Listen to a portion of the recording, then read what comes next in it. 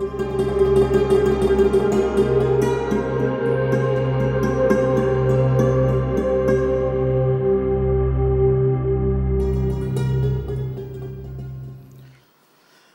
আলাইকুম ওরহমতুল্লাহি ওবরাকাতুহ। বিসমিল্লাহ আলহামদুলিল্লাহ ওয়াসসালাতু ওয়াসসালামু আলা রসুলিল্লাহ ওয়ালা আলিহি ওয়া আসহাবিহি আজমাইন, আম্মা বাদ। প্রিয় দর্শক শ্রোতা, আপনাদের প্রত্যেককে স্বাগত জানাচ্ছি দেশ টিভির নিয়মিত আয়োজন ইসলামী জীবন ও জিজ্ঞাসার আজকের পর্বে। প্রিয় দর্শক, অনুষ্ঠানের সাথে আমি আব্দুল কাহার আছি আপনাদের সাথে ইনশাআল্লাহ তাআলা। আজ আমরা কথা বলতে চাই গুজবের বিষয়ে, গুজব প্রতিরোধে ইসলামের নির্দেশনা। রাসূলুল্লাহ সাল্লাল্লাহু আলাইহি ওয়াসাল্লাম বলেছেন, কাফাবিল মারই কাদিবান আইয়ু হাদ্দিসা বিকুল্লিমা সামিয়া। কেউ যদি কোনো কথা শুনলো এবং সেটা সে যাচাই বাছাই না করি আবার হুবহু সে প্রচার করলো, এটাই মিথ্যাবাদীর জন্য যথেষ্ট। ঠিক এভাবে করেই আসলে গুজবগুলো ছড়িয়ে পড়ে। আর এই বিষয়ে আমরা বিস্তারিত আলোচনা শুনবো। আমাদের মাঝে আমন্ত্রিত হয়েছেন বিশিষ্ট আলিম দ্বীন, মুফাসসিরে কোরআন, বাইতুল ওয়াদুদ জামে মসজিদের সম্মানিত খতিব শেখ সাদিকুর রহমান আল আজহারি। আসসালামু আলাইকুম ওয়া রাহমাতুল্লাহি ওয়া বারাকাতুহু। ওয়া আলাইকুম আসসালাম ওয়া রাহমাতুল্লাহি ওয়া বারাকাতুহু। শেখ, কেমন আছেন আপনি? আলহামদুলিল্লাহ, আপনি কেমন আছেন? আলহামদুলিল্লাহ, আল্লাহ রাব্বুল আলামিন ভালো রেখেছেন। আপনাকে স্বাগত জানাচ্ছি আমাদের আজকের পর্বে। হাইয়াকুমুল্লাহ, বারাকাল্লাহু ফিকুম। প্রিয় দর্শক, আপনিও চাইলে আমাদের সাথে যুক্ত হতে পারেন নিশ্চয়ই টেলিভিশনের স্ক্রিনে দেখার নম্বরে ফোন কলের মাধ্যমে ইনশাআল্লাহ তাআলা। এছাড়াও দেশ টিভি ইসলামিক শো ফেসবুক পেজে গিয়েও আপনি কমেন্টে আপনার মূল্যবান প্রশ্নও রাখতে পারবেন ইনশাআল্লাহ তাআলা। তো শুরুতেই আমরা জানতে চাইবো শাইখের কাছে যে আমরা যে কথাটা আপনার থেকে জানতে চাই যে গুজব প্রতিরোধে ইসলাম, যদি আমাদেরকে আসলে ব্যাখ্যা করেন মূলত গুজব এবং মিথ্যা এই দুটোর মধ্যে পার্থক্যটা কি আসলে? জি, আলহামদুলিল্লাহ রাব্বিল আলামিন ওয়াসসালাতু ওয়াসসালামু আলা রাসূলিহিল আমিন ওয়া আলা আলিহি ওয়া সাহবিহি আজমাইন, আম্মা বা'দ। গুজব হচ্ছে একটা মহামারীর মতো, যেটা একেবারে সর্বত্র ছড়িয়ে যায়। মহামারী যখন হয় তখন দেখা যায় যে এলাকার অনেক ভালো মানুষ, নেককার মানুষ, দিনদার মানুষ, সুস্থ মানুষ, অসুস্থ মানুষ, এমনকি ছোট বড় সবাই আক্রান্ত হয়ে যায়। তো মহামারীটা যেমন সবাইকে আক্রান্ত করে, গুজবটা হচ্ছে একটা জাতির ভিতরে এই সামাজিক যোগাযোগ মাধ্যমের, এই সোশ্যাল প্রযুক্তির এই মাধ্যমে অথবা আকাশ প্রযুক্তির এই উন্মেষে এখন দেখা যায় যে গুজবটা একেবারে সবার মধ্যে ছড়িয়ে যায়। বাচ্চা থেকে বৃদ্ধ, বৃদ্ধ থেকে বাচ্চা, সবার মধ্যে এই মহামারী আকারে গুজবটা ছড়িয়ে পড়ে। গুজবটা কাইন্ড অফ মিথ্যা, এটা মিথ্যারই একটা প্রকার, যেটাকে আরবিতে শায়আ, আমরুন শায়আ, অথবা এটাকে ইফতিরা বলা হয়, যেটা মারাত্মকভাবে পরিত্যাজ্য। মিথ্যা তো ভয়ঙ্কর গুনাহ, আর মিথ্যার চাইতে আরও ভয়ঙ্কর হচ্ছে মানুষকে অপবাদ দেওয়া অথবা এমন কোনো বিষয় সৃষ্টি করা যেটা আসলে জনমনে আতঙ্ক সৃষ্টি করে, যেটা আদৌ ঘটে নাই, ঘটা সম্ভব না, অথবা ঘটবে বলে কোনো আশঙ্কাও করা যায় না। এইরকম কোনো বিষয়কে নিজের মতো করে মন গড়া ছড়িয়ে দেয়া, এটি হচ্ছে গুজব। সর্বপ্রথম এই গুজব নিয়ে ইহুদিরা যুগে যুগে, যেমন মদিনায় যখন নবীজি সাল্লাল্লাহু আলাইহি সাল্লাম গেলেন, সেখানে 3টা ইহুদি গোত্র ছিল, বনি নদর, বনি কুরাইদা এবং বনি কাইনুকা, এবং তাদের সকল সময়ে কাজ ছিল বিভিন্ন গুজব ছড়িয়ে দেয়া। এই গুজব ছড়িয়ে দেয়া এটা তাদের অভ্যাস ছিল, যারা মিথ্যাকে আশ্রয়ে প্রশ্রয়ে লালিত পালিত করে একটা সময় সেটাকে গুজব আকারে ছড়িয়ে দিয়ে সবার মধ্যে মহামারীর মতো এটাকে ছড়িয়ে দিয়ে আক্রান্ত করে ফেলতো।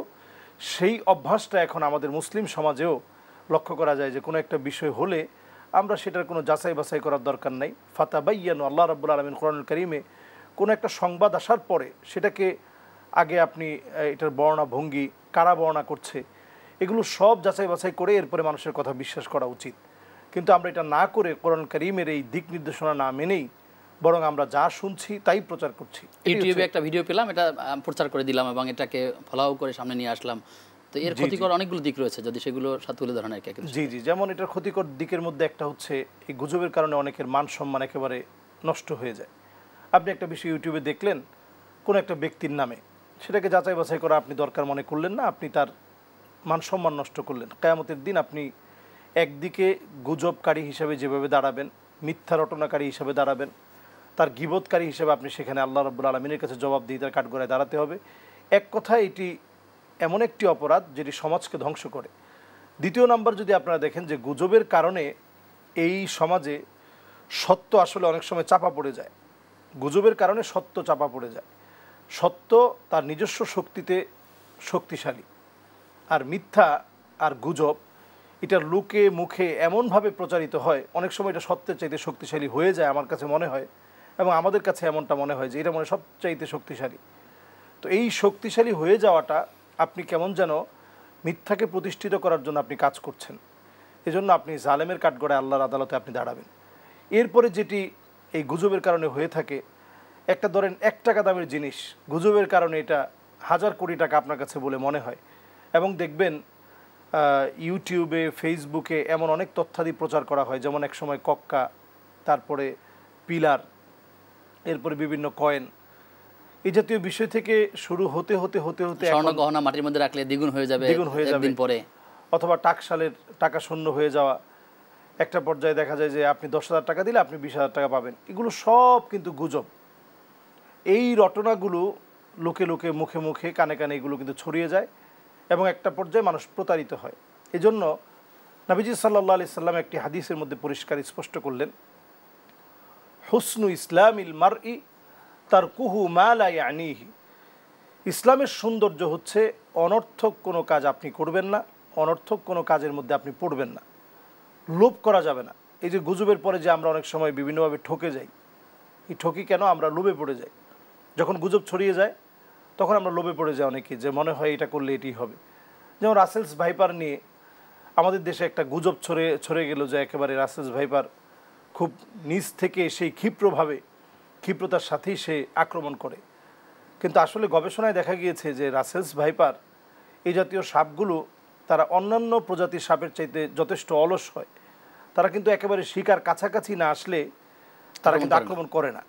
কিন্তু আক্রমণটা এত দ্রুত করতে পারে, একটা সেকেন্ডকে যদি আপনি ভাগ করেন তাহলে এই ভাগ করা সেকেন্ডের 1 সেকেন্ডেরও 16 ভাগের কম সময়ে তারা কিন্তু আক্রমণ করতে পারে, মানে এত দ্রুত সে আক্রমণ করতে পারে। তাই বলে আমরা যেভাবে এখন গুজব ছড়িয়ে দিচ্ছি যে একেবারে সর্বত্র এটা আক্রমণ করছে, এবং আরও বিভিন্ন ধরনের গুজবের কারণে মেরে ফেলতে হবে, তো এই জাতীয় বিষয়গুলো আসলে গুজবেরই অংশ বিশেষ। এক্ষেত্রে আমাদের মুসলিম হিসাবে সতর্ক থাকতে হবে। যারা মাঠে ঘাটে কাজ করে তারা যদি একটু বোট পরিধান করে নেয়, কারণ সাপ অধিকাংশ সময় আমাদের দেশের 4 লক্ষ মানুষকে প্রায় প্রতি বছর সাপে কাটে। আপনার কাছে আসবো আলোচনায়, দর্শক আছেন। জি, প্রিয় দর্শক কে আছেন আমাদের সাথে? আসসালামু আলাইকুম। ওয়ালাইকুম আসসালাম ওয়া রাহমাতুল্লাহ। আমি দেলোয়ার বলছিলাম। জি, দেলোয়ার হোসেন ভাই, ধন্যবাদ আপনাকে। আপনাকে ধন্যবাদ। বলছিলাম যে হজ করে আসার পরে যারা নতুন করে আবার বড় বড় পাপের মধ্যে ডুবে থাকবে তাদের হজ কবুল হয়নি, এটা সত্য কিনা?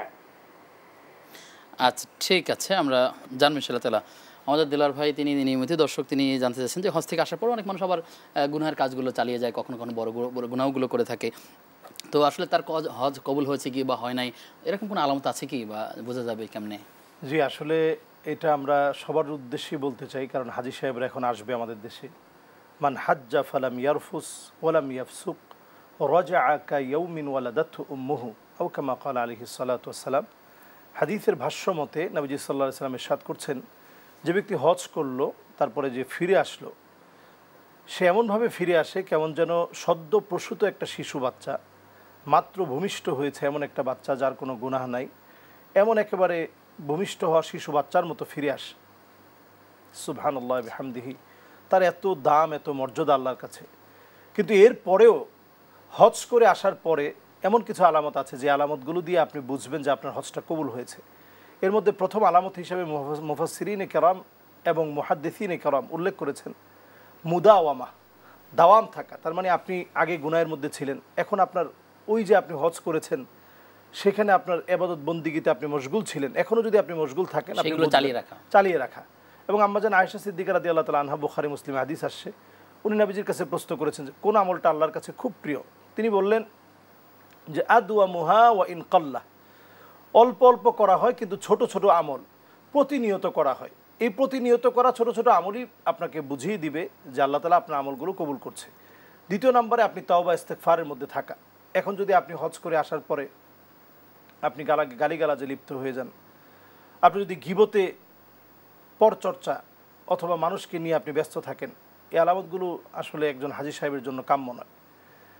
এরপরে আপনি যদি দেখেন যে আগে যেমন জামাতে নামাজ পড়তে আপনি হোটেল থেকে দৌড়ে চলে যেতেন মাক্কাতুল মুকাররমায়, সেই যে আবেগ, সেই যে আগ্রহ, এটা যদি এখন বিলীন হয়ে যায় তাহলে বোঝা গেল যে আপনি হজের যে ট্রেনিংটা আপনি নিয়েছেন এটা আসলে কার্যত সত্যিকারে আপনার মধ্যে এটা প্রতিস্থাপন হয় নাই। যদি হতো তাহলে এখনও আপনি প্রতিনিয়ত নামাজের জন্য চলে যেতেন। এই আগ্রহগুলো যখন আপনার মধ্যে প্রকাশ পাবে, আপনি মানুষের জন্য আগে যেমন হজে যাওয়ার পরে নিজে একটু স্যাক্রিফাইস করে আরেকটা ভাইয়ের জন্য তার অসুবিধা, তাকে গোসল করার জন্য আগে সময় দিতেন, তার জন্য খাবারটা বাড়িয়ে দিতেন, কারোর জন্য সমালোচনা করা, এমনকি আপনি হেরামের কাপড় পরা অবস্থায় একটা মাসিকেও আপনি মারেননি, একটা মশার গায়েও আপনি আঘাত করেননি। এই যে মানুষের ভিতরে এমন একটা মানুষ হওয়ার চিন্তা চেতনা তৈরি হওয়া, এটা যদি আপনার হজ করে আসার পরও যদি কন্টিনিউ থাকে, আপনি বুঝবেন যে আপনার হজ কবুল হয়েছে। যদি এগুলো না থাকে, আপনি আগের মতো ঘুষ খাচ্ছেন, আপনি সুদি কারবার করছেন, সুদি লেনদেনে আপনি যুক্ত হয়ে গিয়েছেন, মানুষকে গালিগালাজ করছেন, নামাজের তোয়াক্কা নাই, তাহলে আপনি বুঝে নেন যে আসলে এই সফরটা আপনি শুধু টাকাই খরচ করেছেন, কোনো ফায়দা আসলে জাতির জন্য এবং আপনার নিজের জন্য আপনি বয়ে আনতে পারেননি। তো দুই একজন এমন আছেন যে যাদেরকে বলা হয় যে আপনি সুদের সাথে জড়িত আছেন অথবা ঘুষের সাথে জড়িত আছেন অথবা অন্যায়ের সাথে, এটা ছেড়ে দেন। বলছে আমি হজ থেকে এসে এগুলো সব বাদ দিয়ে দেবো, মানে হজ থেকে আসার পর থেকে আমি ঠিকমতো পর্দা করবো, সব কিছু করবো, কিন্তু রাগ পর্যন্ত মোটামুটি চালাই যায়, হজ যাওয়ার পর ঠিক হয়ে যাব। আসলে তাদের এই চিন্তা চেতনার সাথে আসলে ইসলামের কত সম্পর্ক আছে? এটা আমাদের দেশে আসলে অনেক সময় আমরা বলতে শুনি যে আরেকটু বয়স হোক তারপরে ভাই ঠিক হয়ে যাব। আর এই জন্যই হজটা আমাদের দেশে কিন্তু একেবারে বৃদ্ধ বয়সে করে। মানে আগের সময়টাতে আমরা একটা সময় পর্যন্ত মোটামুটি অন্যায় অবিচার যা লাগে করে নিই, এরপর হজে গিয়ে তো আল্লাহর কাছে মাফ চাইলে আরাফার ময়দানে আল্লাহ তালা অসংখ্য বান্দাকে মাফ করে, আমাকেও মাফ করে দিবে। এই টেন্ডেন্সি লালন করা, এটা শয়তানের বড় ধরনের একটা ধোঁকা। আপনার যখনই মনে হবে যে আপনি পাপের মধ্যে আছেন, এটাকে মনে করা যে আমি পাপের মধ্যে আছি, পাপকে পাপ মনে করা, এটাও কিন্তু একটা আপনি আমলের দিকে আপনি ধাবিত হচ্ছেন যে আরে আল্লাহ আমি তো অন্যায় করে ফেলতেছি, আল্লাহ আপনি আমাকে মাফ করে দেন। এই যে একটা অনুশোচনা, এটাকে ইহতিসাব বলে, আত্মসমালোচনা। এই আত্মসমালোচনার জায়গায় যদি আপনি আপনার পাপটাকে পাপ মনে করেন, তাহলে আপনি ক্ষমা পাবেন। এবং নবীজি সাল্লাল্লাহু আলাইহি সাল্লাম বলতেছেন যে ওই লোকটা মুমিন, ইযা সাররাতকা হাসানাতুক ওয়া সাআতকা সাইয়্যাতুক ফাআনতা মুমিন। আল্লাহর হাবিব বলছেন যদি খারাপ কাজ তোমাকে অন্তত বেদনা দেয় যে আল্লাহ আমি আজকে এই খারাপ কাজগুলো করে ফেলেছি, আল্লাহ এই গুনার কাজগুলো আমি করে ফেলেছি, আল্লাহ আমি কীভাবে এই কাজগুলো করলাম, এই কাজগুলো আমি ভালো ভালো কাজ করতে পেরেছি, আপনার মনে একটা আনন্দ আসলো। ভালো কাজের এই আনন্দ, খারাপ কাজের এই বেদনা যখন আপনার ভিতরে জাগ্রত হবে, নবীজি বলছেন ফা আনতা মুমিন, তাহলে তুমি মুমিন। আসলে আমাদের হজে গেলেই যে আসলে গুনাহ মাফ হয়ে যাবে, আসলে এটা মোটেও এমন না। আপনি যদি হাজরে আসওয়াদের মধ্যে যদি আপনি চুমু লাগিয়েও থাকেন, বারবার যদি আপনি চুমু দেন, কাবার গিলাফ ধরেও যদি আপনি মাফ চান, আপনি যদি আপনার স্বভাব পরিবর্তন না করেন, যে মানুষগুলো সাথে অন্যায় করেছেন, আল্লাহ ক্ষমা করবে না। জি, আমরা আসবো আলোচনায়। আমরা ছোট্ট একটি বিরতির পরে ফিরে আসবো ইনশাআল্লাহ। বিরতির পরে সবাইকে আবারও আমন্ত্রণ জানাচ্ছি ইসলামী জীবনে জিজ্ঞাসার আজকের পর্বে। আমাদের আজকের অতিথি শেখ সাদিকুর রহমান আল আজহারি। শেখ, আমরা অনেক সময় দেখেছি বা আমাদের সমাজে আছে কিছু ইউনিটি বা কমিউনিটি সামাজিক যোগাযোগ মাধ্যমে যাদের কাজই হলো প্রকৃত একটা সত্যকে আড়াল করে দিয়ে মিথ্যা একটা সত্যকে সামনে নিয়ে আসা। এই জন্য রাজনৈতিক দল বলেন বা এর বাইরে অনেক এমন সংগঠন আছে নামে বেনামে, যাদের কাজই হচ্ছে প্রকৃত একটা সত্যকে আড়াল করে দিয়ে একটা মিথ্যা তথ্যকে সামনে নিয়ে আসা। এরকম কাজ যারা লিপ্ত আছে এবং পরিকল্পিতভাবে এই কাজগুলো যারা করছে, যদিও তারা মুসলিম, তাদের শাস্তি কী হতে পারে? এটা আসলে একে তো এই মিথ্যাটা একেবারে জুলম। যখন এটা সংঘবদ্ধভাবে কেউ করে, তো এটা পরিকল্পিতভাবেই করা হয় এবং এই কাজটা এত ভয়ানক। নবীজি সাল্লাল্লাহু আলাইহি ওয়াসাল্লাম বলছেন ইয়াকুমুয যুলম ফা ইন্না যুলমা যুলুমাতুন ইয়াউমাল কিয়ামা। এই জাতীয় কাজ যারা করবে তাদের জন্য জাহান্নামের ভয়াবহ আগুন তাদের জন্য অপেক্ষায় এবং তাদের জন্য অন্ধকার অপেক্ষা করছে। এই যে তারা আলো ছেড়ে অন্ধকারকে প্রচার করেছে দুনিয়ার জীবনে, রটনার মধ্য দিয়ে একটা নিউমার ছড়িয়ে মানুষের মাঝে যে একটা আতঙ্ক, ভয়ভীতি অথবা একটা কুসংস্কার, নানাভাবে কিন্তু এই নিউমারগুলোর কারণে নানাভাবে বিভিন্ন বিষয় কিন্তু সমাজের ভিতরে ঢুকে যায়। তো এই যে কয়েকদিন আগে আমরা বাংলাদেশে দেখেছি যে গাছ কথা বলতেছে, হ্যাঁ, গোপালগঞ্জের মুকসুদপুরে। সর্বশেষ আমিও আমার জুমাতে আলোচনায় বলেছি যে এই গাছটা কেটে ফেলা উচিত। কারণ এখন কেউ কেউ বলছে গাছ কথা বলতেছে। এমনি যখন আপনি আপনার একটা কান বন্ধ রাখবেন আর আরেকটা কান যখন আপনি খোলা রাখবেন, তো আপনি গাছের সামনে আপনি কানটা লাগিয়ে দেখবেন, যে কোনো গাছের সামনে আপনি যখন কানটা লাগাবেন, আপনার কাছে মনে হবে চতুর্দিকের সবুজ শ্যামল পরিবেশে বিভিন্ন রকম সাউন্ড থাকে, প্রভাবিত করে তার ব্রেনে। বিভিন্ন রকম সাউন্ড কিন্তু রয়েছে পরিবেশের। আপনার কাছে মনে হবে কেমন যেন একটা আওয়াজ হচ্ছে। তো ওইটাকে যদি আপনি একটা গুজব বানিয়ে দেন যে সালাম দিয়েছি, সালামের উত্তর নিয়েছে, কথা বলেছি, কথার উত্তর দিয়েছে, এইভাবে করে কিন্তু একটা গুজব ছড়াতে ছড়াতে এই কয়েকদিনের মধ্যেই এই গাছের কিন্তু পূজা শুরু হয়ে গিয়েছিল। আমাদের মুসলমানদের ভিতরেও শিরকের প্রবণতা এতটা বেড়ে যায় এই গুজবের কারণে, যেটা আপনি বললেন যে সংঘবদ্ধ অনেকেই। এর আগে একবার পাওয়া গেল যে গাছ থেকে রক্ত বের হচ্ছে, অর্থাৎ গাছের কষগুলো মনে হচ্ছে যেন রক্তের মতো লাল। এরকম নানা বিষয় আমাদের দেশে কিন্তু অনেক সময় একটা সংঘবদ্ধ চক্র ছড়িয়ে ফেলে। এবং যারা এখন ইউটিউব ফেসবুকে যারা কাজ করে বিভিন্ন কন্টেন্ট নিয়ে, সবাই চিন্তা করে যে ভিউটা ভালো হবে, তো ভিউ ভালো হলে তার একটা ইনকাম হবে, সে তখন সত্য মিথ্যা এটা যাচাই করার তার একটা যে মানসিকতা থাকা দরকার, সে যে একজন মুসলিম তার যে একটা মানসিকতা থাকা দরকার যে আমি যেটা বলছি সেটা সত্য কিনা। আর সত্য যদি না হয় এটার দায়ভার কিন্তু আপনাকে নিতে হবে। এবং এটা উম্মুযুনুব বলা হয়েছে। মিথ্যা যদি উম্মুযুনুব হয়, মানে গুনাহের মূল যদি হয়, রাসু কুল্লি খাতিয়া, সমস্ত গুনাহের মূল গুনাহ হচ্ছে মিথ্যা। মিথ্যার কারণেই সমস্ত গুনাহগুলো বেঁচে আছে। তাহলে যদি বিষয়টা এমনই হয়, তাহলে গুজব কতটা মারাত্মক। মিথ্যার চাইতে যে গুজব মারাত্মক। মিথ্যা তো ব্যক্তি একাভাবে বলল, ধরেন একটা মিথ্যা বিষয় আপনি 70 বার বললেন, ইহুদিদের এই প্রবণতা ছিল, আছে এবং থাকবে। তারা একটা মিথ্যাকে 70 বার প্রচার করে বিভিন্ন মাধ্যম দিয়ে। তখন দেখা যায় যে 70 বার শুনতে শুনতে আপনার কাছে মিথ্যাটাই সত্যের মতো মনে হয়, যেটি সত্য। না হলে প্রত্যেকবার তো এই কথাটা একভাবে প্রচার হওয়ার কথা না। আর যেখানে গুজবটা শুধুমাত্র একক ব্যক্তি কেন্দ্রিক থাকে না, এটা একটা সমাজকে ধ্বংস করে ফেলে। কাজেই এই মিথ্যা আর গুজবের মতো ভয়াবহ, যেটা ছিল গোয়েবলেসের সূত্র যে মিথ্যা বারবার প্রচার করলে সত্যে পরিণত হয়। হ্যাঁ, সত্যে পরিণত হয়।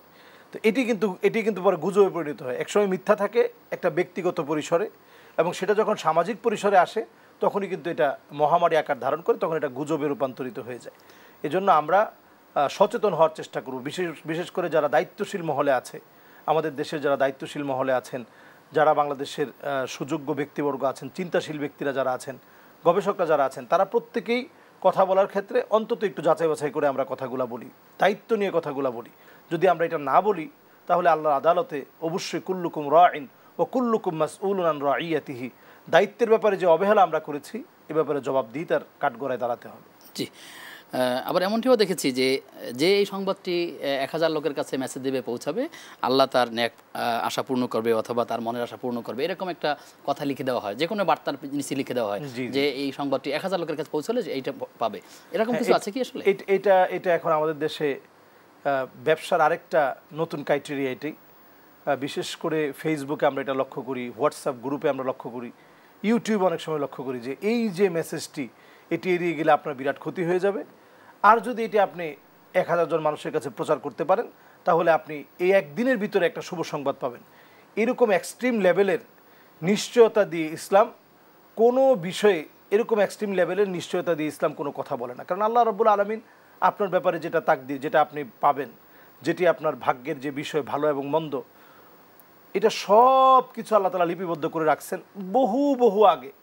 জাফাল কালাম, কলম শুকিয়ে গিয়েছে, আমাদের জন্য শুধু আছে চেষ্টা করাটা। আস-সাইউ মিন্না ওয়াল ইতমামু মিনাল্লাহ, আপনি চেষ্টা করবেন, আল্লাহ তাআলা আপনাকে রিজিক দিবেন। তবে হ্যাঁ, আল কাদরু কদরান, এই ভাগ্যটা আবার দুই ধরনের। একটা ঝুলন্ত থাকে, যেটা আল্লাহ তাআলা অনেক সময় আপনার দোয়ার কারণে, পিতামাতার সাথে সুন্দর আচরণ করার কারণে, আপনার দান সৎকার করার কারণে, আত্মীয় স্বজনের খবর নেওয়ার কারণে, অধিক পরিমাণে ইস্তিগফার, সুবহানাল্লাহ, লা ইলাহা ইল্লা আনতা সুবহানাকা ইন্নী কুনতু মিনাজ জালিমিন, এই দোয়াগুলো পড়ার কারণে আল্লাহ তাআলা আপনার ভাগ্যের মধ্যে, আল্লাহ তাআলা হয়তো একরকম ছিল, আল্লাহ তাআলা সহজ করে দিতে পারে, এই কাজটি করলে ওটা সে প্রতিদান পাবে। হ্যাঁ, প্রতিদান পাবে, এরকম হতে পারে। তবে আল্লাহ তাআলা যেটাকে ফিক্সড করে দিয়েছেন ওইটা ওইভাবেই হবে, এটাকে নড়ানোর মতো কোনো শক্তি নেই। রিজিক যেটা আসার, হাত্তা তাস্তাকমিলা রিজকাহ, যতক্ষণ আপনার রিজিক পুরা না হবে ততক্ষণ আপনি কিন্তু মৃত্যুবরণও করবেন না। আমি অবাক হয়েছে একটা ভিডিও দেখে ইউটিউবে, যে একটা কাকড়া, সে নিজে, তাকে যখন রান্না করা হচ্ছে, চায়না একজন ভাই রান্না করতেছিল চায়নাতে, তো রান্না করা হচ্ছে, তখন সে ভুট্টা খাচ্ছে। আমি তখন রবিজির এই হাদিসটা মিলাচ্ছিলাম, সুবহানাল্লাহ, একটু পরে সে নিজেই রান্না হয়ে যাবে, অথচ তার যে রিজিকটা বাকি আছে, সে কড়াইয়ের মধ্যে বসে উত্তপ্ত গরম পানির ভিতরে বসে সে কিন্তু তার রিজিকটা পুরা করতেছে এবং একটা একটা করে সে ঠুকরিয়ে খাচ্ছে। তার মানে এই রিজিকটা পুরা হবে, তারপরে সে মারা যাবে। সে নিজেই রান্না হচ্ছে, তারপরেও কিন্তু সে ওইটা খাচ্ছে। সুতরাং আমরা এই ক্ষেত্রে বলতে পারি, কোনোভাবেই আমরা নিজেরা গুজবকারী হব না, গুজব সৃষ্টি করব না, এবং কোনোভাবেই এই জাতীয় ভুলভাল তথ্য দিয়ে আমরা প্রচার করব না। আমরা একটা বিষয় প্রচার করার আগে, বিষয় যদি আপনাকে বলি, যে ইসলামের সাথে জড়িয়ে, যেমন কাবা শরীফের কোনো এক ইমাম সাহেব স্বপ্ন দেখেছেন, কিংবা কোরআনের মধ্যে রবিজির চুল পাওয়া গেছে, এরকম অনেকগুলো বিষয় আছে আমরা দেখতে পাই। আসলে এরকম কি আসলে? না, এরকম কোনো কিছু নাই। এগুলো সব ইফতেরা এর অন্তর্ভুক্ত। এগুলো সব বড় বানোয়াট এবং এগুলা প্রতারণার অংশ বিশেষ। দেখা যায় এই জাতীয় বিষয়গুলো দিলে সহজ সরল মনা যারা মুসলিম তারা প্রত্যেকে ক্লিক করবে যে আজীব ব্যাপার, কোরআনের ভিতরে চুল পাওয়া গিয়েছে, এরপরে কাবা শরীফে ইমাম সাহেব স্বপ্ন দেখেছেন, আজীব ব্যাপার, তাহলে তো এটা একটা সত্য বিষয়। তো এই বিষয়গুলো যখন ফোকাসে নিয়ে আসা হয় মানুষ সহজে এই ভিডিওগুলো দেখে এবং আমরা জানি যে যেগুলো মনিটাইজ করা থাকে তাদের ব্যাপক পরিমাণ একটা অর্থ কিন্তু এখান থেকে যোগ হয়ে যায়। তারা এই অর্থের কারণে মুসলিম হওয়ার পরেও এই মিথ্যা অপপ্রচারে তারা কিন্তু যুক্ত হয়। এজন্য আপনিও যখন এগুলো শেয়ার করছেন অথবা কমেন্টস করছেন অথবা লাইক দিচ্ছেন, প্রত্যেকেই যারা যারা এই ধরনের অন্যায়গুলো করছে আপনিও কিন্তু সমান অংশীদার হবেন। এজন্য আমরা ভালো ভালো বিষয়গুলো প্রচার করব। প্রচার করার আগে একটু যাচাই বাছাই করবো যে কী প্রচার করছি। আমাদের দেশে এই যে অনেক ঠুনকো মানুষ হঠাৎ করে খুব ভাইরাল হয়ে যায়, এই ভাইরাল হওয়ার পিছনে কারণ হচ্ছে আমরা যারা চিন্তাশীল অনেক মানুষ আছি, চিন্তাশীল হওয়ার পরেও আমরা কিন্তু এই বিষয়গুলা কাকে আমরা ভাইরাল করছি, ওইখানে যে আপনি একটা কমেন্টস করছেন এই কমেন্টস কিন্তু তাকে ভাইরাল করে দিচ্ছে, অথবা এরকম একটা নিউমার ছড়িয়ে দেওয়ার জন্য আপনি শেয়ার করছেন, আপনিও কিন্তু সমান দোষী হচ্ছে। এরকম লাইক কমেন্ট করার মাধ্যমে মানুষ গুনাহগার হতে পারে, আবার সবের ভাগীদার হতে পারে, সেই বিষয়টি তো আছেই। অবশ্যই, যেমন আদ-দাল্লু আলাল খাইরি কাফাইলিহি, ভালো কাজ প্রচার করলেও কিন্তু আপনি সবের অংশীদার হবেন। শেখ, আপনার মাধ্যমে আমরা অনেক গুরুত্বপূর্ণ বিষয়গুলো জানলাম। আপনাকে ধন্যবাদ জানিয়ে আপনার থেকে বিদায় নিতে হচ্ছে। জাযাকুমুল্লাহ। প্রিয় দর্শক, আমরা আলোচনা করছিলাম গুজব প্রতিরোধে ইসলামের নির্দেশনা। আমরা চেষ্টা করব অবশ্যই কোনো একটি সংবাদ পাওয়ার পরই সেটা যাচাই বাছাই করবার চেষ্টা করা। তা যদি না হয়ে থাকে তাহলে আমরা গুনাহগার ভাগী হয়ে যেতে পারবো এবং এরা মিথ্যা শামিল হয়ে যাবে। সুতরাং আমরা কোনো একটি সংবাদ পেলেই সেটা প্রচার করবো না। মিথ্যা, গুজব, এরকম আরও যা যা আছে এটার থেকে আল্লাহ তাআলা আমাদেরকে মুক্ত থাকার তৌফিক দান করুন। আল্লাহ তাআলা আমাদেরকে সঠিক এলেম অর্জন করার তৌফিক দান করুন। আগামী অনুষ্ঠান দেখবার আমন্ত্রণ জানিয়ে আজকের মতো এখানে বিদায় নিচ্ছি। আসসালামু আলাইকুম ওয়া রাহমাতুল্লাহি ওয়া বারাকাতুহু।